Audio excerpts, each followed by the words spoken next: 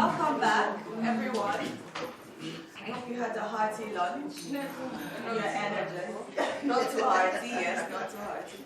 But even if it's been too hearty, hopefully the debate will be lively enough to keep us all not just awake, but very engaged. So, as I said, we're going to return and we're going to have 45 minutes to discuss now the actual, the questions that were addressed to particular cases. Let's see, I have a list of the questions I was able to note. I don't know, perhaps we could begin with, what do we have in the majority here? Are you happy to go, Rwanda? Do you want to wait for some of your colleagues? Yeah? Okay. Then, sir? Yes, certainly we can ask some more questions. We'll go through this and then I'll come and do another round of questions. Yeah? We're waiting for Ethiopia? Ethiopia, are you happy to deal with questions? Are you happy to deal with the questions that were put to you? Oh, people. I think I'm being too democratic. there was no question directly. There were, but there was. There were, okay. And there were many for Ethiopia. Okay. So we can warm up with Ethiopia maybe. Yeah. Oh no, actually it was a comment. Yeah. A commendation actually.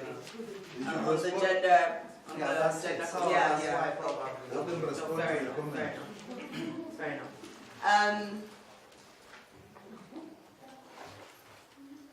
Kenya then.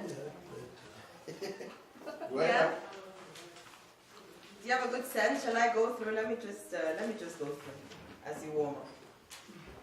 Yeah. So I had for Kenya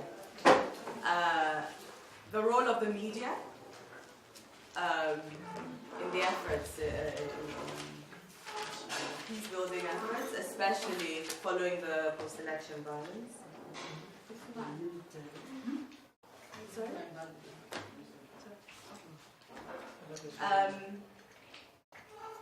Then there was also a question about the use of a Western state building model and questions as to whether there's an African model. I wonder if the point there was if we're thinking about whether the Kenyan case illuminates this idea of an African model.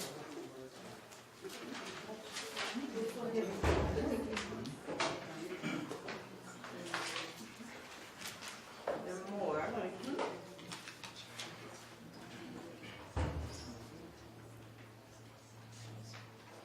Right, quite an important question here. The impact of impulse interventions and how that has affected the possibilities for sustainable peace building. I think this was with reference to trying to address the conflict with just issuing title deeds to land as opposed to addressing structural issues, and trying to do that, if you like, to at least appear to be dealing with the issue. Then also the point was made about youth as critical voices and as part of the peace building process, and the extent to which this has been taken on board.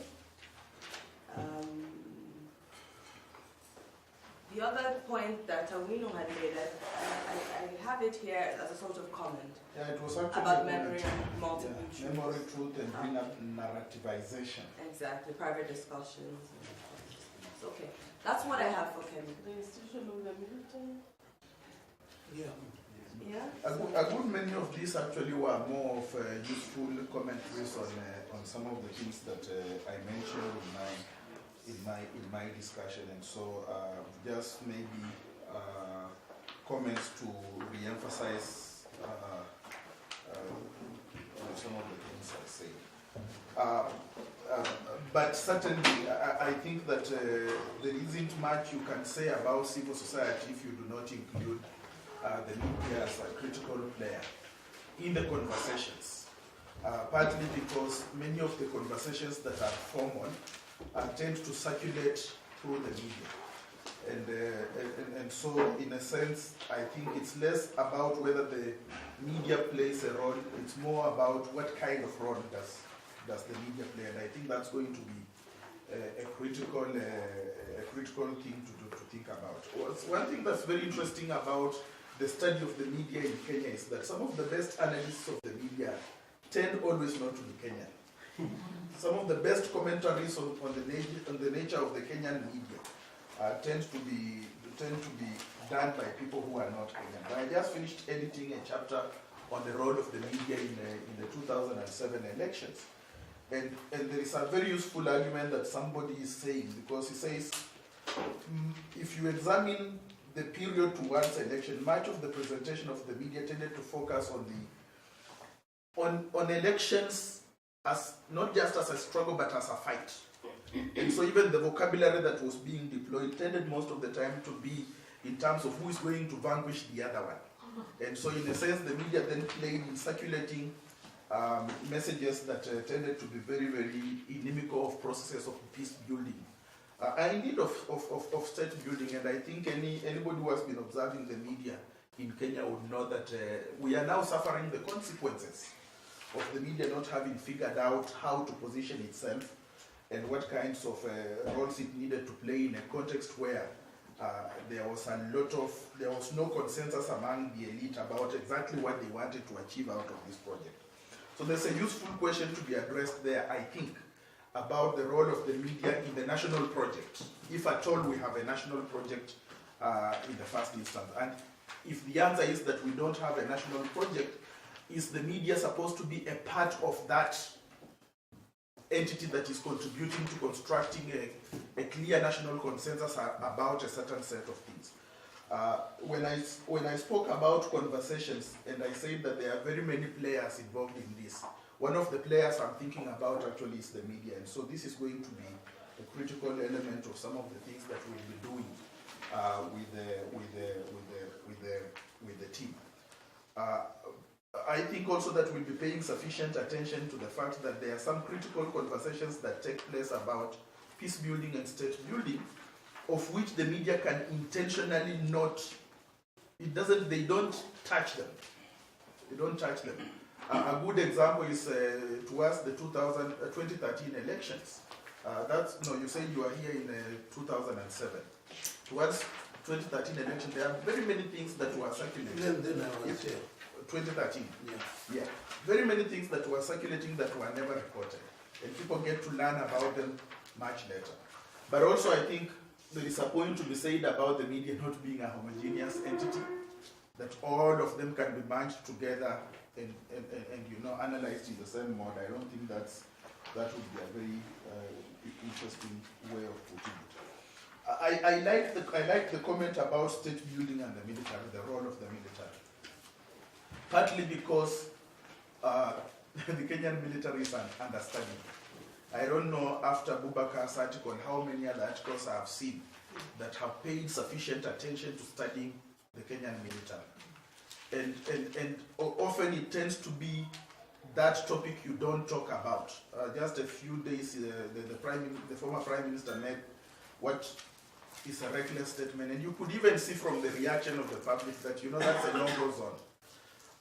But I think that also, and I think I take the comment you make about the media not being tempted to intervene.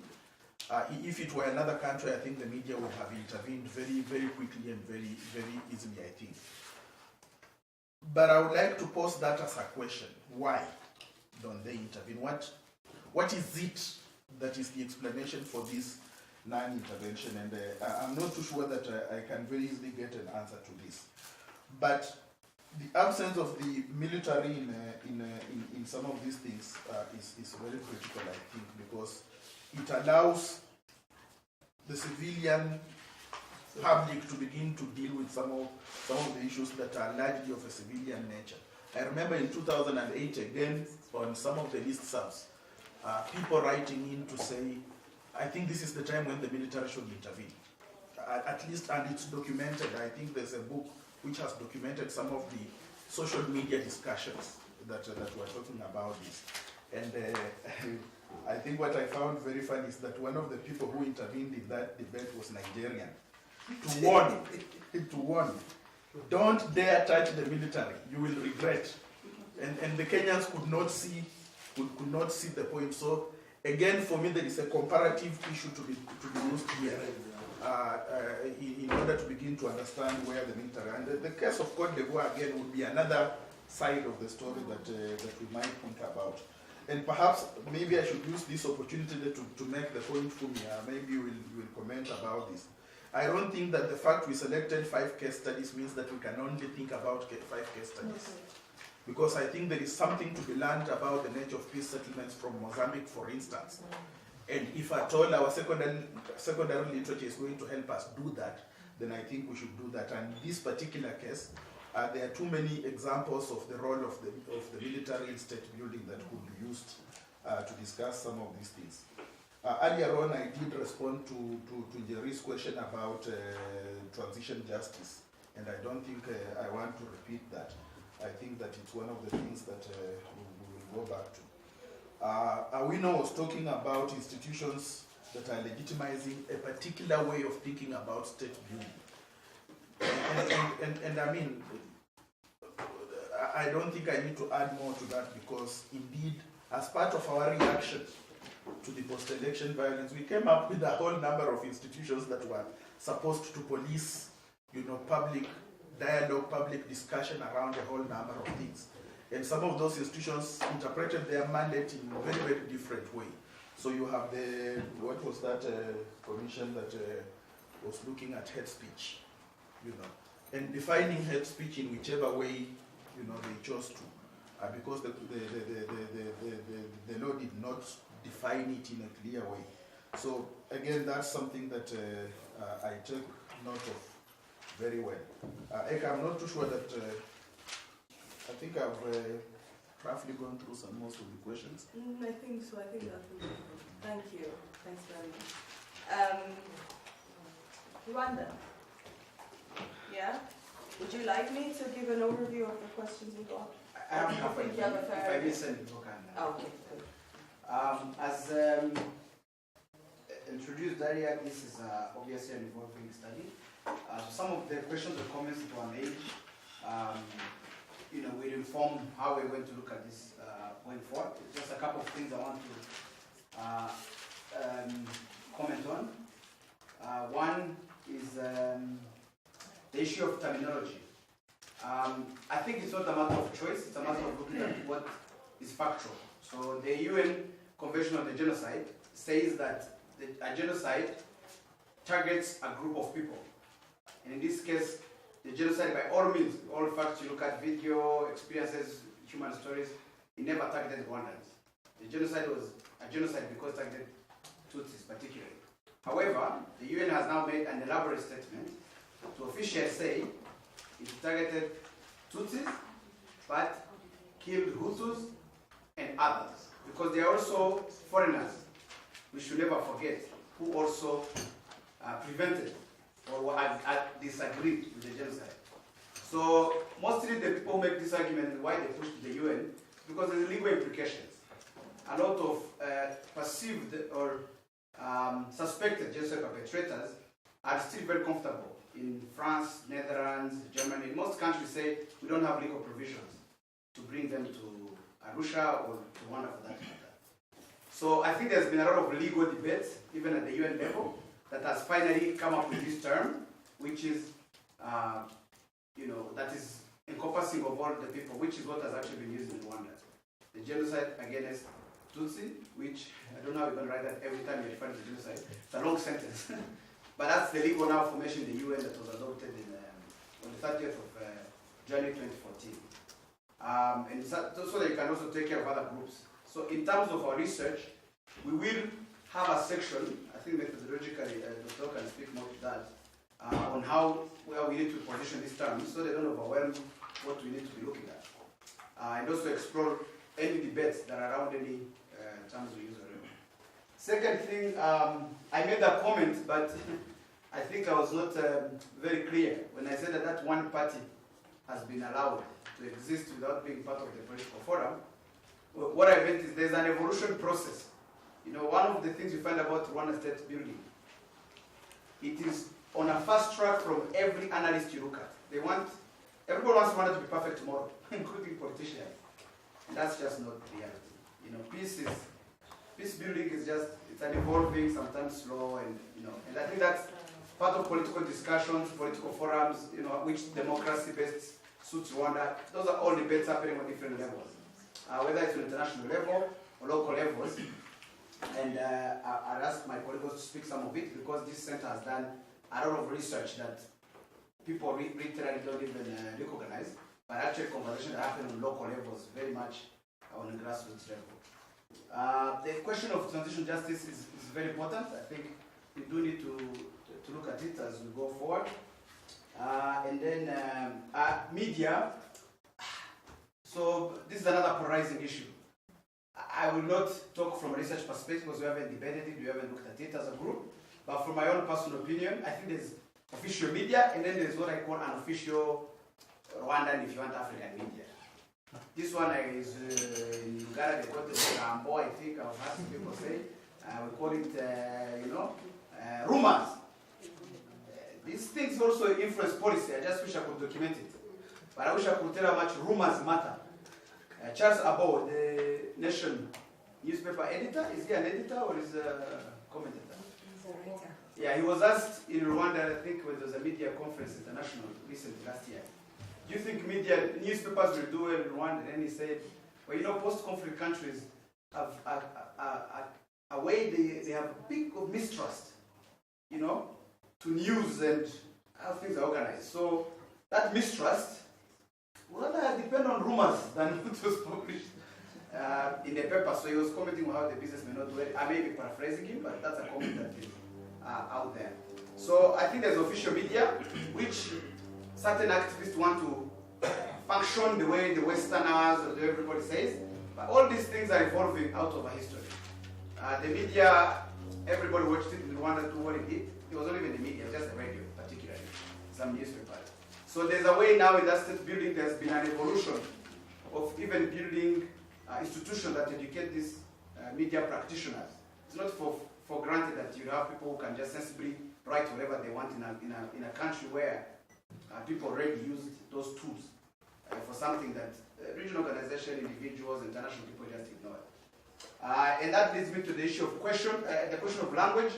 I want to conduct research one day on how certain conversations happen in local languages, so they don't show up in English, and because they don't show up in English, international commentators usually argue that they are absent, or as some people say, they are silent.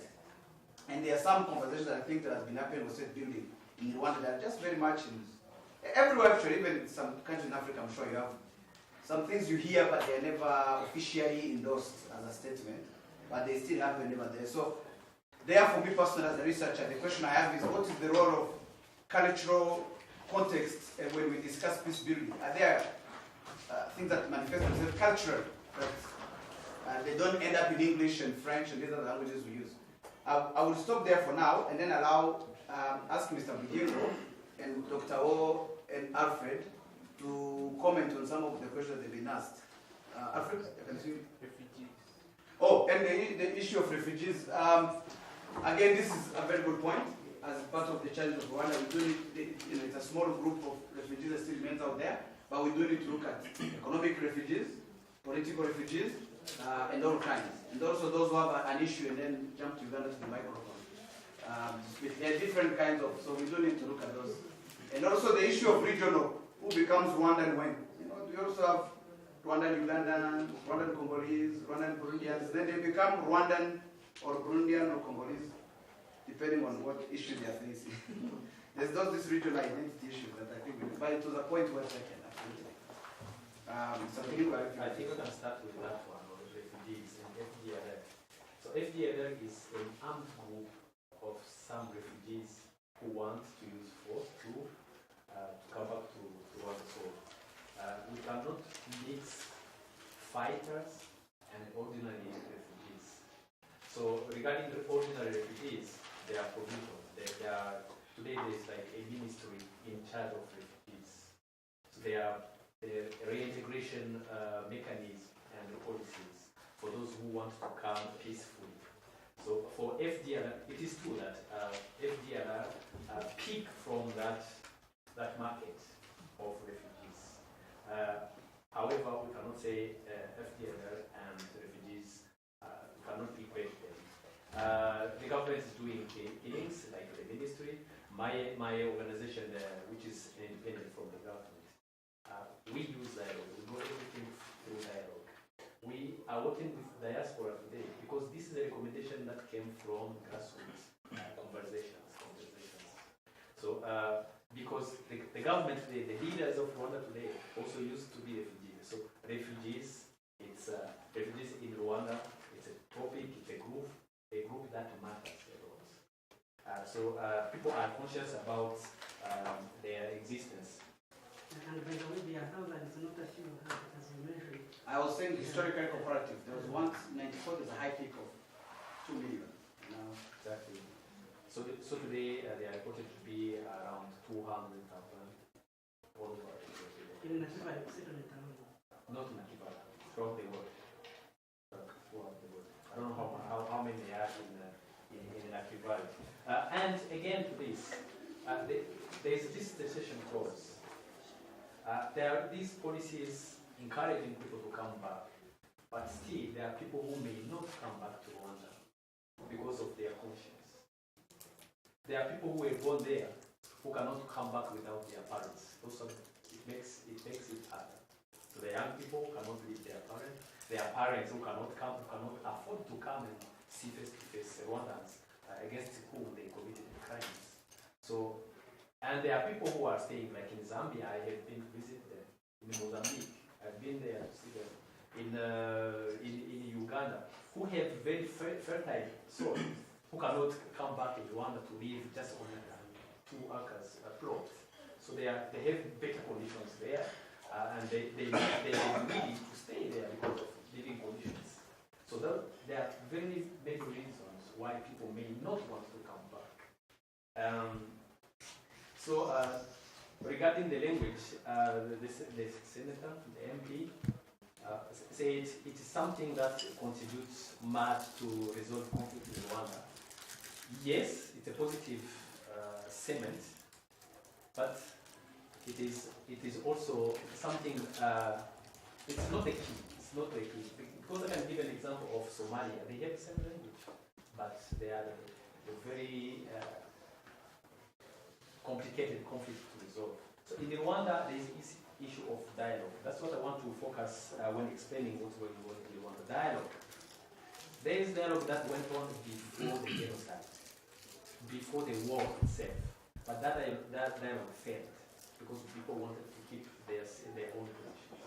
The dialogue that went on in negotiation table in Venezuela, and an agreement was signed. But that dialogue was conducted by others who are not Rwandans. That's why the content of it was not accepted. After the genocide happened, because the agreement was not for Rwandans. The genocide happened, one party controlled the power, and then the dialogue is continued. So people are interrogating the time before the genocide, the time before the colonial time. What were the solutions brought by Rwandans to find a solution to their problems? What the way they used to resolve the problem? So that's what Rwanda is going through. Going in the sources of our life. So people are saying we are putting them the homegrown solutions. It's a way of thinking the new state, building the new state. Stabilization, yes, but then should we keep sticking on Western values, on Western principles? Questions. So people, Rwanda are questioning all those forms of principles and democracy and everything, and sit and dialogue, find solutions to their problems. Transitional justice, with regard to this dialogue itself, there are so many measures regarding transitional justice. The first being in the justice system, the Gacaca, is part of the traditional way of resolving the conflict. This economic dimension, resolving the causes of the conflict, the poverty. There is a way people are being engaged in finding solutions in economic. President Kagame has settled a fund called Girinka. So own a cow. There are issues like education, health. All those are ways to resolve the causes of the conflict and stabilize the country and rebuild the Rwandan model. Civil society, yes, I can agree that they are not doing much, and they are not using the same way, the ways Ugandans or Burundians or Kenyans are using, but they are doing in a way to help. Because the dialogue again is between the government and the civil society. It's between the government and the media.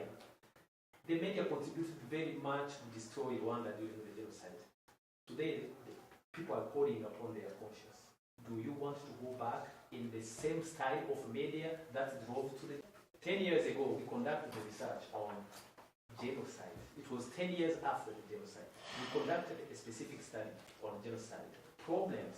How do Rwandans see the genocide and the management of the consequences of the genocide? So that study, one of the problems was the naming of it. So far it was called genocide and massacres. Because after the genocide, the government was called the Government of National Unity. That naming was given, genocide and massacres, to recognize that there are other people who were not targeted as genocide victims, but due to their behavior, due to their condition, with other reasons, they were killed. So that was called massacres, in the spirit of those who gave the naming, genocide and massacres. But that's got instrumentalized by people with different interests. Then came the idea of double genocide. So every word has its meaning. When people use this word, there is a meaning behind. There is a reason behind. So the double genocide itself, which was a way to deny the genocide, created so much trouble, so much discussion, so much. They came up with saying, let's call it just genocide. And some years later, they said, no, we should be clear and say genocide against Tutsi. Because people were being targeted were Tutsi, and those who died in the process of the genocide were either because they were their face, they were looking like Tutsi, or they protected Tutsi because there are people with a high level of humanity who decided to protect people who were fleeing. So they were killed with them. So you will not say they are victim of genocide, but they were not the primary target of the genocide. So in that sense, say there are people who were targeted, they are Tutsi. There are other people who died, they are victims of genocide. They are also victims of genocide because today, what I remember my organization is the one who suggested for the first time to call a spade a spade. Genocide against Tutsi. And the first opponent we had, it was the government. In the board of directors of the IRGP, there are people who are in the government and in the RPF because we have all the faces of the country in our board. So the people who even stood up from the meeting, the meeting saying we don't want this because the other people who died during the genocide were those at the head of the ruling party. Okay, just so we have some time. It's so it's interesting, and I agree with people who are not aware of all those changes and explanations to say it is genocide. No, it's not genocide because it's not genocide against trees or stones. It's a genocide about a specific category of people, and there are other victims in the course of the genocide. That's why when we discuss, people will understand the question. Thank you very much. I think that was very insightful, and I think it was a very topical issue, so it was important to unpack that as you did. Thanks. There were other Rwanda points. I don't know if we want to, because I'm conscious that other people probably have questions, and it would be good to take some of those. For the other cases, I think most of the issues have been addressed. Ethiopia, there was only a comment. For Sierra Leone, there was a point on humanitarian intervention, and I think that was covered somewhat before we went to lunch. I mean, on that, if I may, I think a critical issue that also came up before lunch is the fact that is the dynamism even of the nature of the intervention that takes place. So even if it was intended to be humanitarian, how that quickly changes its face, and how we also know that humanitarian interventions anyway are very short-lived, and something else takes over, as time goes on. So on that, let me take some more points and interventions. Clarification on something. Oh, tell me. I just wanted clarification because I did raise the issue of language, especially in the Rwanda case, and someone has used the Somalia case. It's equally interesting because my question was to do with language as a facilitating factor, because ordinarily, even when you talk about dialogue, you are likely to get better results when you're dialoguing with the media. That is the same. I want to give the example of Tanzania. Tanzania, one of the factors that they've used to integrate 120 ethnic communities, Kiswahili has played a big role in creating that sense. So I'm wondering, and I think it should be of interest in this research, why language cannot be predominantly a big facilitating factor in this respect. I think it is of interest. Oh, no, thank you. I think it's a comment that supports the points that I made. Yeah, So are we taking another round of questions? I just want to second what you said. Okay. Definitely language plays a role, but also policies. Policies. I don't think if you had a different leader than Nyerere, even with Kiswahili, you would have the same outcome. So language is critical, but the policies and the leadership provided in state building and avoidance of crises is also critical. So even though I'm the one pushing to move to another topic, but something else that I think is important here, and buttresses this point, about policies being important, is that we're celebrating the benefit of language in Rwanda in terms of addressing possible, how that can be linked to, success in attempts at peace building and state building. But one can make the alternative argument, that is, maybe the fact that you do have that language factor was also what facilitated the genocide in particular ways. So really, language is a tool that can be used for good, or for things that are not so good. So that's something that could also It's of interest to. It is of interest, so I think that point is very well taken, the importance of language. Thank you. Let me take other questions. Okay, just a Comment, okay. very All right, statement. go on. Just and this is more or less in the Kenyan case. I think it goes beyond language, but also even performance. Immediately after the election, a secondary school here performed a play, which again triggered that silence, and the authorities banned it, from being shown. Eventually, at least other channels, the media and the social media, played a critical role in, trying to, to bring this conversation that was not happening, or it was happening, but it didn't seem fit to some part, people in government. Recently they also banned another movie that is also online. It's called The Wall of Wall Street. I'm sure some of you have heard about it. So it's an interesting, Sorry, that's banned in Kenya. Yes. The Wolf of Wall Street. Yes. It's too violent. Okay. No. Violence, nudity, Oh, all those man, it things. is a horrendous movie. Yeah. So I saw What's it. sexual violence itself? Our news is more violent. No, thank you very much for that. If I could take a next set of questions, comments, thank you. Just Thank you. From the case studies and the first presentation on conceptualization, with the reference to what Kumi said, Mohammed Ayub, talking about the concerns of the third world and also conceptualization. I'm wondering whether it is actually about a conceptual notion of peace building or state building, or just the political will to do some of these things that are of concern, of interest. Now, if there should be something like a unique approach that state building in Africa should take, from whose perspective would that be? Because now we are talking about this divide between the elites and the local voices. And that goes to community perceptions and response to some of the state building projects, of either promoting or hindering local ownership and active citizenship. And I think that when the question of political agreements or settlements could go beyond just how the war has ended, but also the nature and level of those agreements. Godwin talked about, gave a case of Kenya where Kofi Annan was. What is actually the motivating factor behind this? Are they genuine? Are they coerced? Are the needs of the community involved?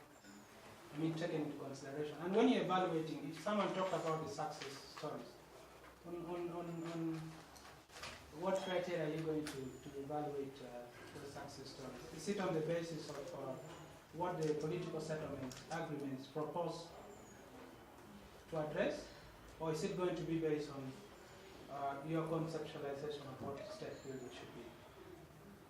Thank you very much. Yeah, just to know, there was a point, and we'll come back to this, on the role of civil society in Rwanda. So for the Rwanda team, if you can just make a note of that, that's something we can do. You wanted to still on conceptualization, I want to address myself to the issue of local ownership. Dr. Godwin mentioned the local population, and Dr. Fuga mentioned the external massive, she calls it massive development of external actors. But I want to address myself to, in terms, local actors. Who are they? That's the question I'm posing. Who are actually these local actors? Are they the leaders of the civil society? Who should represent the population we are talking about? Do they represent the interests of the population, or do they have their own interests? I think I suggest that we also read this book. I guess many of you might have read it, by Professor Mwesiga Balego, Understanding Obstacles is in Great Lakes Region. He emphasizes that point that we should understand the interests of actors, whether local or external. And at this point in time, I also want to say that in some cases, local actors have been involved. But the question is, what skills or what capacity do they have to influence the direction of the peace process? In 1999, in Lusaka, the UN transported hundreds of local actors participating in the peace process. But important decisions in the country we are talking about, major powers, the US and the EU. So they were involved, yes, but did they have the skills? Did they have the capacity to influence the direction of the peace process? So that's my concern. We need to innovate and conceptualization this whole notion of local ownership. Thank you. Thank you very much. Just related that one thing that was going through my head was yes, we're focusing on actors at that level, at the micro level, but going back to the point that Mulunga made about not putting the elite on the side very much. So I'm thinking that these people at that micro level, there's that one person who's going to represent them. And also there's different people from different ethnic groups. So what converges them? What converges all these pockets of people? And then doesn't that take us back to the role of the elite? I don't know if it's passionate, but it's something that we could think about. Thank you very much.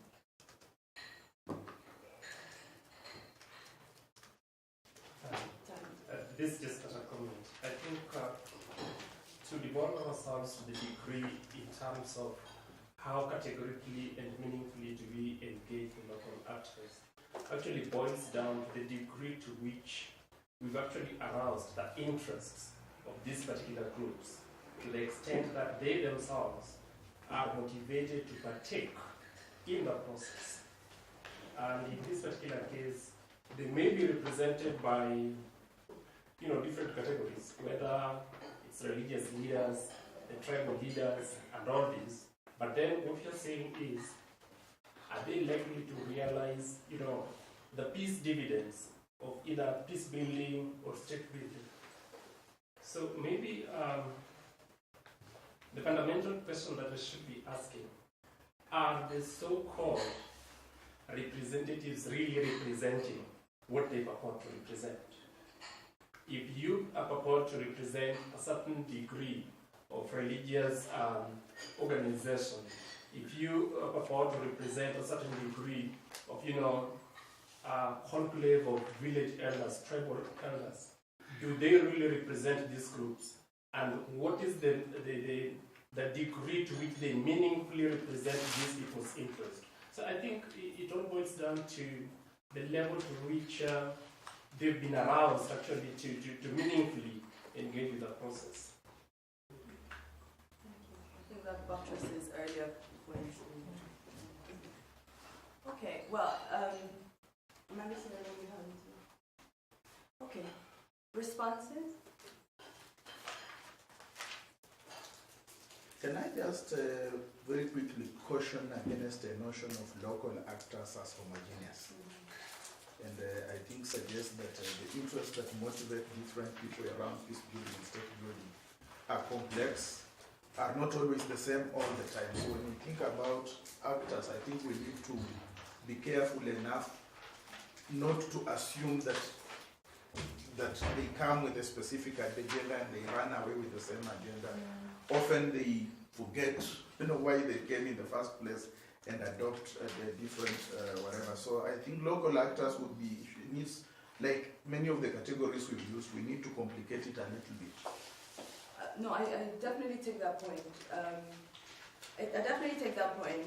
I do also understand the notion of, even as we say this is not a homogeneous group, even as at a bare minimum, what are we referring to when we say local actors? Is it just people that are citizens of our, you know, what is our bottom line? Even if we say it is a very complex group, so what is, you know, what is the simplest way in which we can, if you like, delineate this category? So I think that is a, you know, take on point the complexity, but also what do we even mean by that at the simplest way? Okay. No, I was trying to see if I could get responses from the researchers, but hold your question. Can I maybe say something? We look at all the comments and questions. Look, how we look outside of the elite. I think Charles was talking about that. Yeah. He's asking a very critical question, you know, if there should be a unique approach to peace and state building, you know, how is that going to come about, in a sense? How do we look outside of the elite?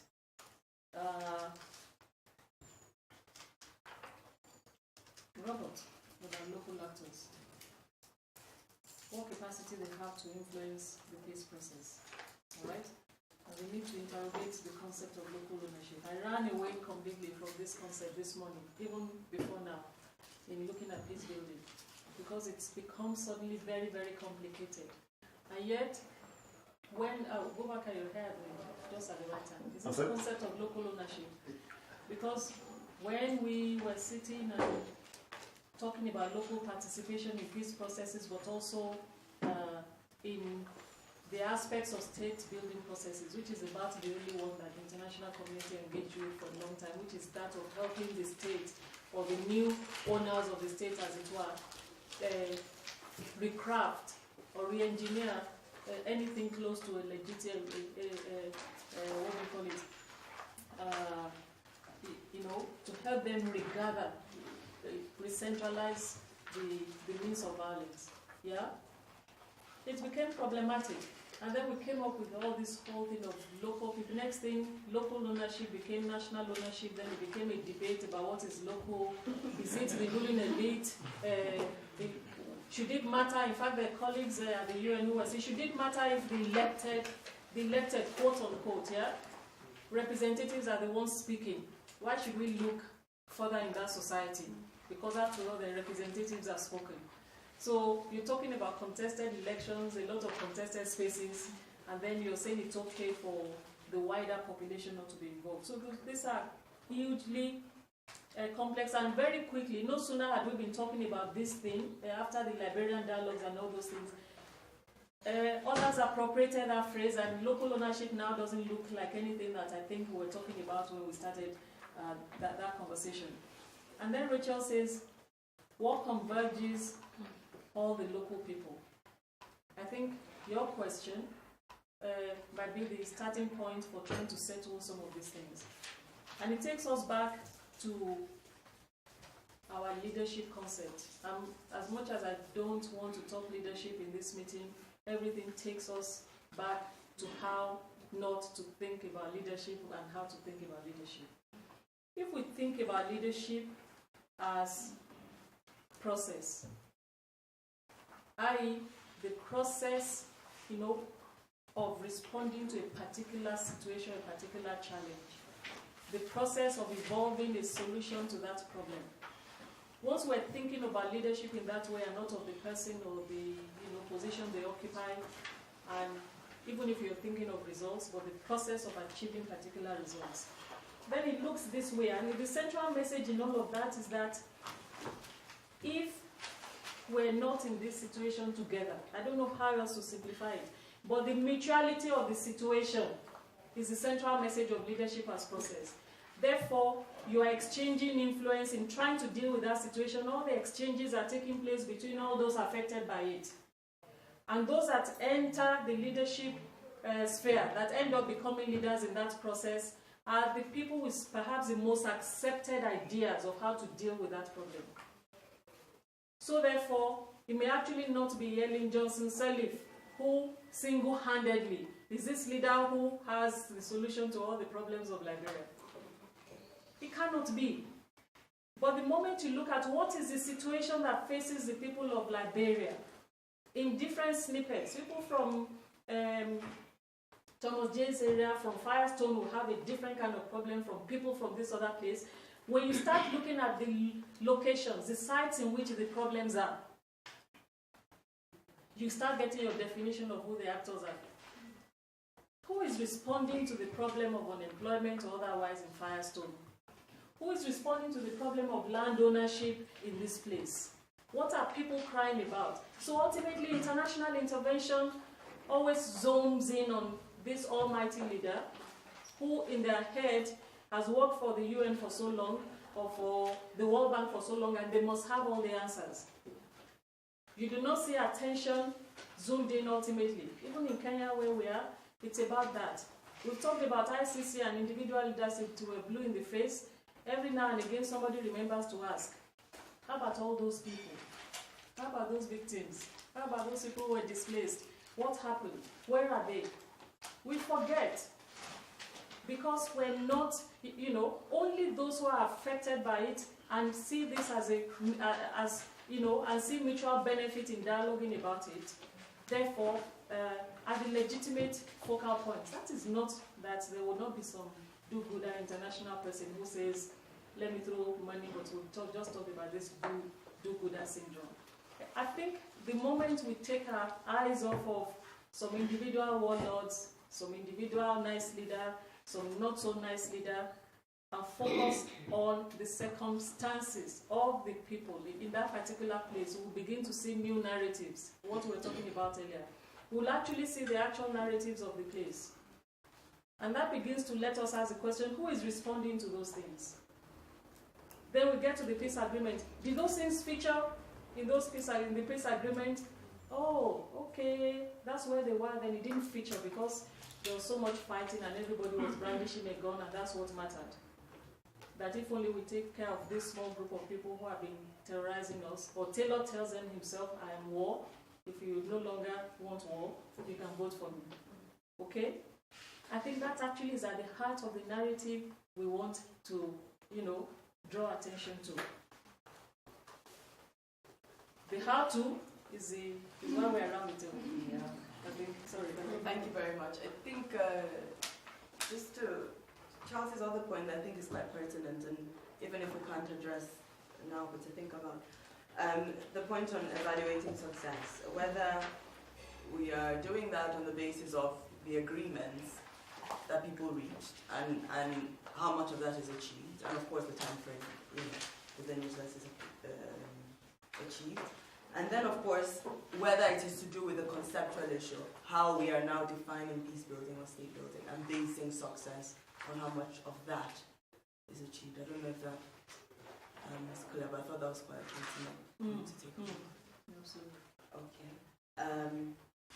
You're right. I think a lot of those issues were very interconnected, and I would say I'm happy that you've addressed all of them. I think your response would have done that. Maybe we take the for Rwanda's, the role of civil society. I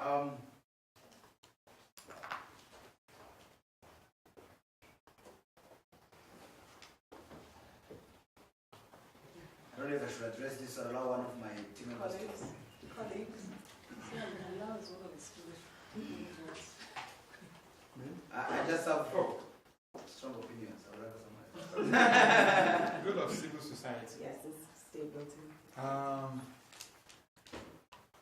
don't know why you brought the question and sent it towards my direction, but anyway, I'll take a start. The situation with civil society is something very complex. Because more often than not, we need to ask the crucial question of the role civil society played in the destruction of the whole order in itself. If that has been the case, then the extent to which civil society will be expected to play any role in the post-war rebuilding of whatever structure that I want to rebuild will depend a lot on this situation. Let me just take, for example, in the case of Sierra Leone, civil society was very active. And in fact, it was civil society that, to a very large extent, ended the war. Because it got to a stage in the affairs of Sierra Leone that the definition of the main actors became so blurred. We have soldiers, we have sobels, we have soldiers by day, rebels by night, all various commandos, various actors all over the place. So much so that civil society then realized that if we continue to give these people the opportunity of dictating our affairs, we are going to be in this vicious cycle of violence for a very long time to come. So women groups stood up. I think that was how our Bangula. Zena Bangula came to the forefront of the whole thing. And to a very large extent, they succeeded in doing this. Now, there is a need for some caution in the way we now approach the post-conflict activities of civil society. Because it got to a situation where many people in civil society now saw it as an opportunity to derive benefit from what they consider to be the activities that they are doing because of the war. So they place themselves in strategic locations whereby you can get in ministerial positions, advisors, and there. And we also had cases of where some of them actually, I won't say stole money, but actually misappropriated money. And we haven't endorsed yet. Yes. I think that was actually a bit prominent in the case of Sierra Leone, where some individuals who were quite active during the civil society days saw it as an opportunity to kind of do some smart practices along that direction. So, in a way, I agree that civil society showed, and in many cases they played important role. But in looking at the activities, we should not just magnify it beyond, because we also have cases of where they did very badly. So much so that whether it's evil or civil society, the distinction became very blurred at a level. So it's really neither here nor there. We have cases of where they did very well, we have cases of where the performance was actually lamentable. I don't know whether I've answered the question. Okay, yeah. I'm very sorry, my thoughts were not together, and I didn't want just to throw words out there just for the sake of it. I've actually recently completed a paper on the role of civil society, especially women. Because the discussion on Rwanda women has been that this was a political intention to just allow women to represent. But while there was an intentional political agenda in the building process, especially discussion of the dialogues that happened in 1999 2001, which were really not publicized but very private, there's actually organizations, individual leaders, women, who really pushed for these spaces to be opened. There's a particular organization that has now sort of disappeared, ProFarm. ProFarm had, it had activists in the 90s, if you look at it, even before the genocide, that really pushed for very strong conversations in the local levels. And then after the genocide, they went ahead and went to have conversations with sometimes people, like women, like, you know, they say Hutu women who are being alienated out of the conversation because your husband is in jail, or your husband is suspected, or, and they are all these women organizations that pushed, particularly sometimes by leaders. And this is why I find this conversation between institution and individual leaders very fascinating. Sometimes you find an organization is very strong because of a particular leader who is there. Or you find a leader who is strong but not very vocal. But the organization still becomes effective. So I don't know how to divorce this, but there are particular women, even within political systems. I mean, Inyumba, Senator Inyumba just passed away, who was head of Ministry of Family Affairs and Gender Affairs. She pushed for a lot of political decisions and representation on the table because of her belief in advancement in peacekeeping. You know, Rwanda is one of the countries that has women going for peacekeeping. I was joking with somebody yesterday that they went, there was this Sudan car somewhere, but this peacekeeper woman came and gave orders to men, and they said, "You're joking, right?" Because in Rwanda, the policewoman was thinking, it's so okay for me to give orders, but when you went in another African context, they forgot, even though they are peacekeepers, they are not allowed to address men because of the context in that place. Then they had to come back and sort of, I don't know, create awareness that also a woman can be a peacekeeper, police. So I think when you see this kind of interaction between different communities, you actually realize that there's been progress. Not by any chance the best, but there has been progress on local level. And the particular leaders and organizations have been behind this push for policies to change, land ownership, inheritance laws, you know, all these systematic things changing, and there's still a way to go. So civil society on women issues, because I don't want to comment about civil society and the alliance with international donors and what that means for when you're a politician and your opinion is not taken, then you become civil society. And when politics are going well, you become politician. This dance for me is very interesting, and also civil society becoming a prestigious, I think only for elites who disagree with what the official government is saying. But trying to find civil society in terms of other organizations that are doing things locally. Those are questions I'm still exploring, so I want to go there. I can't be. Pending, please. Please, I leave it to you. Go ahead. Oh, thank you. I just feel provoked to respond a little bit to this. I think we also need to be very careful for the sake of the research, but you know, I feel confident that if we're constantly looking at sites where conversations are taking place, I feel confident that if that's what we're doing in this research, we may not, but we have to be careful not to fall into this trap of civil society, of interchanging NGOs and civil society. In my village, those who do the work of conversations about how the village should be built, what is happening, what is going on in Jordan, they are the development association. They're not registered NGO as anything. We all send money, we all put money in the thing. Nobody even understands, you know, because they'll ask you NGOs. Well, you know, what is that? You know?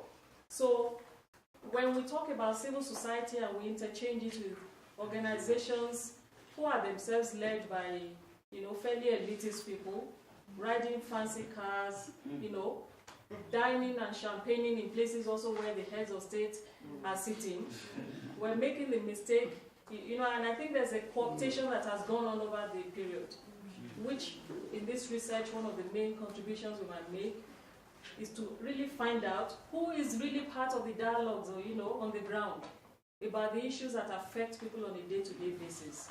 When we find out who is part of that dialogue, you might find out that no more than 5% of organized NGOs are participating in that dialogue.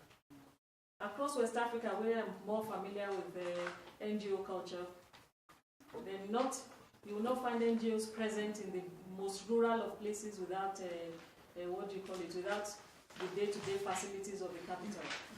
They're not to be found. I mean, they're harmful. I mean, we also not to do the service to those that genuinely do good work. But I'm just saying that in the scheme of things, there are very few, and there's a tendency to interchange them. So every time we talk civil society, the reason why we get caught up in the fact that these are elite and they are NGO, I mean, there are many NGO executives who I have to book appointment to see. All right? Who will not just see me anyhow. Okay, I think we need to be very, very conscious of that. So. Yeah, first of all, let me say that I have to apologize for getting out once in a while, otherwise I'll sleep. It is 8 hours between where I live and here, and sometimes it gets to me. So please bear with me when I take off once in a while. Allow you not to excuse. So it's 3 hours.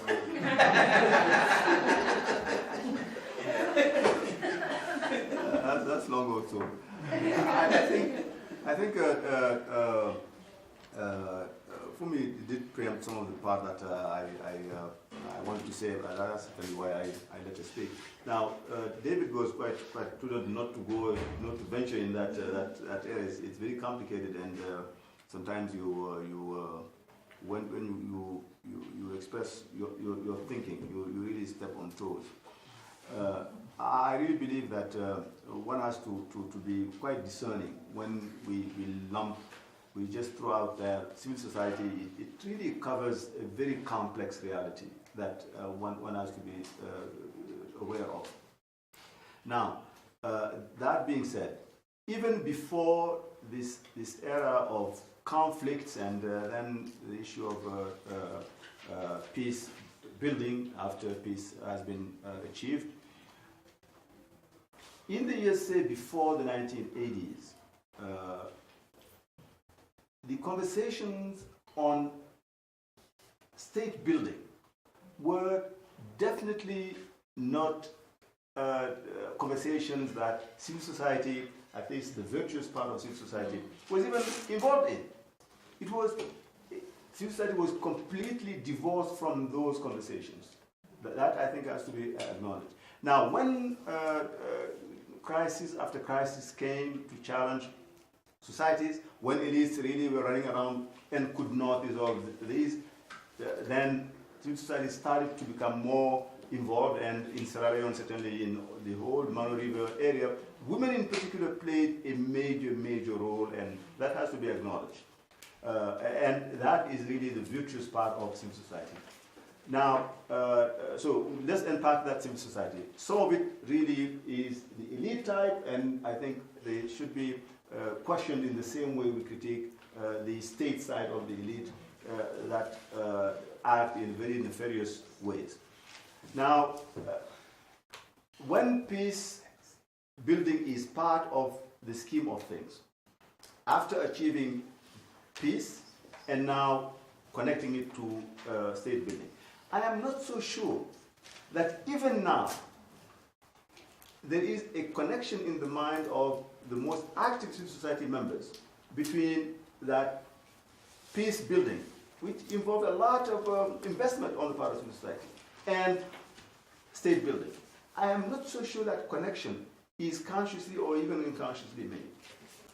So that is one dimension that I think should be certainly part of the research, to find out a little bit more, even civil society at the lower level.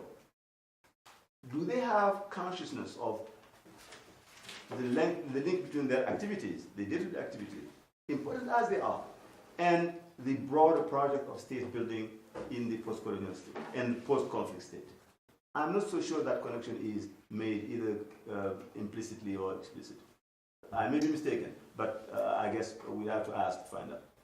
Okay, no, I mean, thank you very much for that. I'm very tempted to just see a little bit on the back of that. I think the point you make now is very important, and it's very important for us to also bear in mind the context. I think what Dr. Mann said earlier, and times, changing times. And the point that's made earlier, this dominance of the discourse on liberal peace, which is very, very closely connected to this vilification of the state.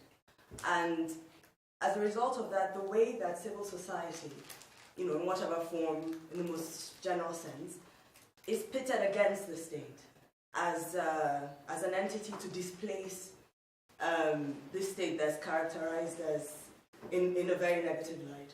So it's a lot of work also to begin to change that discourse, if you like, to say it's not a case of displacing the state because it's so problematic, but in people's minds to begin to rethink that and think about connections and think about we're talking about state building, strengthening the state in a positive sense. And I think a lot of that is lost because of a wider discourse that's really about, if you like, throwing out the state. Yeah, absolutely. So that's something that we must bear in mind as we take these discussions forward. Thank you.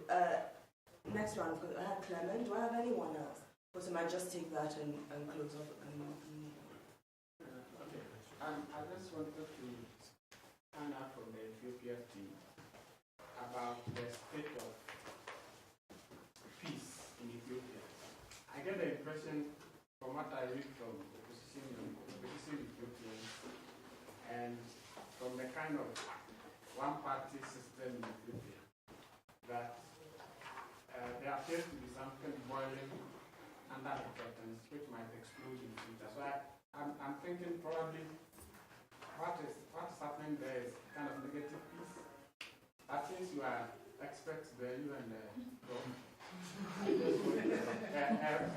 an apolitical perspective of a state of stability in Ethiopia. Well, that's difficult to assess, but I can say something on the engagement factors in conflict. I mean, you have various armed forces that wage that aim, at least they aim for employed war against the government. Of course, their effect so far is negligible. They have been there for more than 15 years, something like that. They haven't made that much significant effect on the security situation. Whether the peace that is there is brittle or not, I think that needs deeper research. But you can again identify some trends whereby you have a situation where some of the factors that could possibly lead to war are present. And at the same time, you have also a situation where structures and processes that strengthen peace are also there. For example, you have improvement in the economic area. But at the same time, you have a process where there is authoritarian government in the life. So it all depends on, if you try to connect with the theoretical literature, whether the root of conflict is an economic factor or whether it's grievance, if you analyze it in terms of grievance, then we can say that you have situations where there are significant grievances related with the governance process. But at the same time, that may be compensated by the economic gain. So I think this is what I can say. Okay. Thank you very much. Thank you, everyone. I think that's been a very robust conversation. I think we'll wrap up now. I'm not sure that we'll do tea and coffee just yet. Did Madame want to? It's ready. It's not ready, yeah. We may just... Sorry, did Madame... Well, in general terms, by taking the Ethiopian experience, although others would like to refer to it as the grand Ethiopian experiment. I think we can also reflect on the rest of the case studies. And it all depends on where you start the state formation, I think, when we talk about state and peace building in Africa. Probably Ethiopia is a little bit peculiar in the sense that, well, the short answer would be Shaka the Zulu failed, but Menelik succeeded. Basically, then that defined everything. The whole issue of colonialism, the whole issue of independence. Well, Shaka himself, reduced the number of ethnic groups in the southern African region. He had his own genocide. The wars, but finally it was interrupted by the British and Western powers. Ethiopia was different because the state formation was led by an internal ethnic group, one of the major ethnic groups.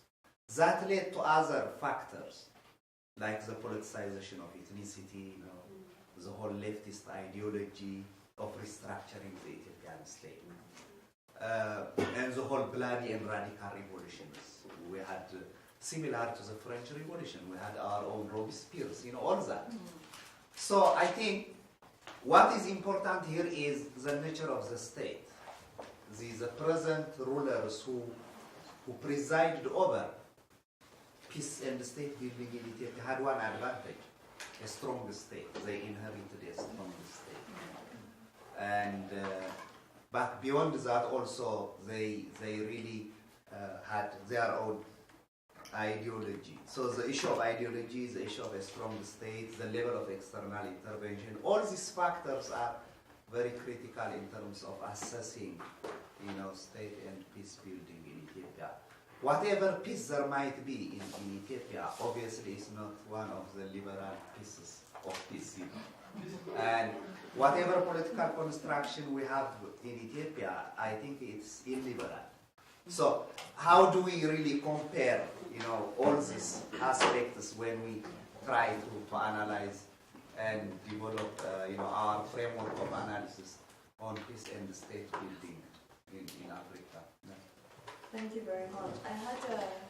Yeah, is this a comment? Oh, well, maybe a question or comment. As most of you know, this project is part of a cohort of projects, I think 5. And one of them is being implemented in Nigeria, in the Delta River, dealing with the amnesty, yeah. So I wonder if in this group, if you consider also the amnesty as one of the key aspects of peace building, and how, to what extent it can lead to state building, and amnesty for giving all these issues. So I just wonder if it's something also you may consider. So this will also help us to try to see how to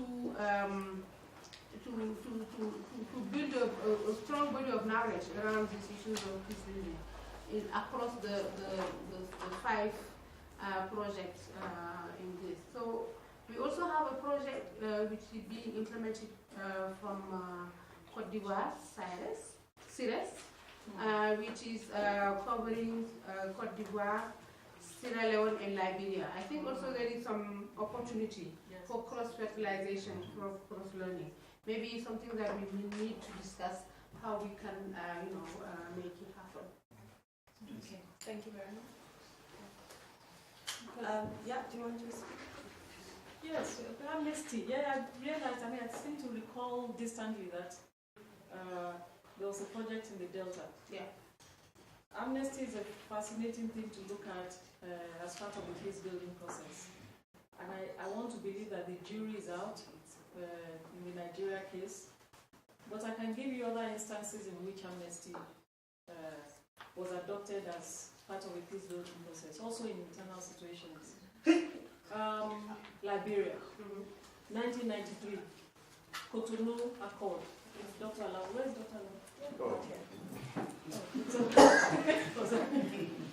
Alau? You had, by that time you had had the Habel massacre, you had had the Lutheran Church massacre, 600 people taking refuge in a church, all wiped, out on the same day. Then, no, Habel had not happened, I'm sorry. But then just for the sake of peace, and just to be able to pacify those, let this war just go away. We had the Cotonou Accord, and it granted blanket amnesty to all the warring factors. And you know what happened after that? Habel massacre happened. Other massacres happened. And actually, I dare say that the escalation of the war in Sierra Leone was as a result of accords like Cotonou. In Sierra Leone itself, you recall that the Lomé Accord, which was finally signed in 1999, also granted blanket amnesty. But the United Nations asked SRSG, Special Representative Okello at the time, to append a handwritten note to exempt the UN from such a thing. But Sanko and Co. and Sanko was taken from Sierra Leone at the time, facing a death penalty after having been tried. But look what happened thereafter. Sanko went back and he grew stronger. He had been given the commission for the consolidation of, he wasn't given, the other warlord was Koroma was given the commission for the consolidation of peace. He was in charge of the mineral resources, not ministry, whatever the commission in charge of it was. My point is, there is something very negative about the impact of amnesties in certain conflict situations. And if we were to look at the Niger Delta today, but Eka, this is more of your own area, you follow this more regularly. I'm not sure the extent to which the amnesty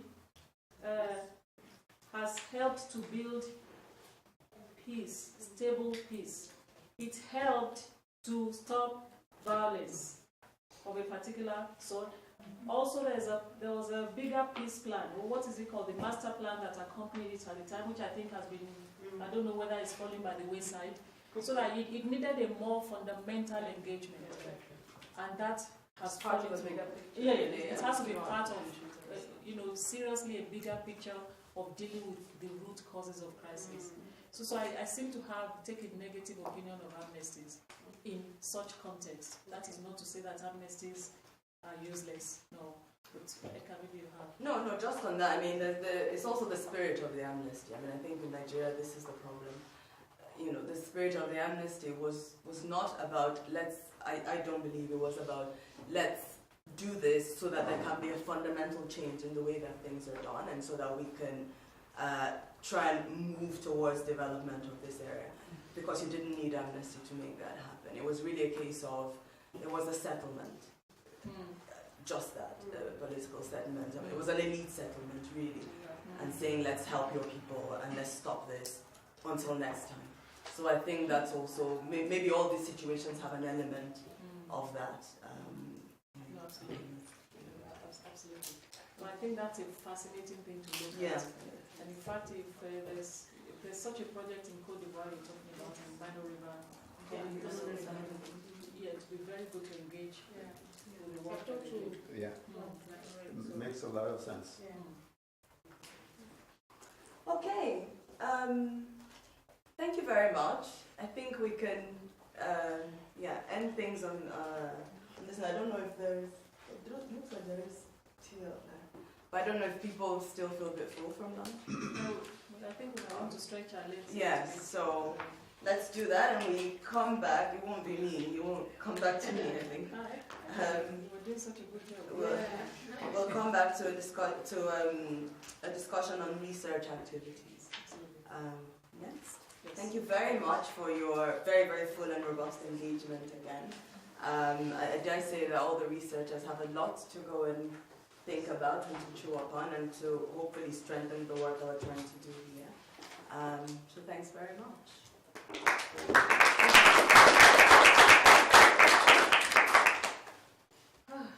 Oh, I didn't agree times.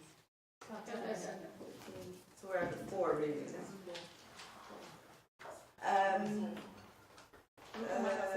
Yes, can we come back at 4:15? So instead of 30 minutes, we take 15 minutes. And bring tea if you like, but be cautious about all the computers. I had a bad experience, so I'm wondering if we're going to. Okay.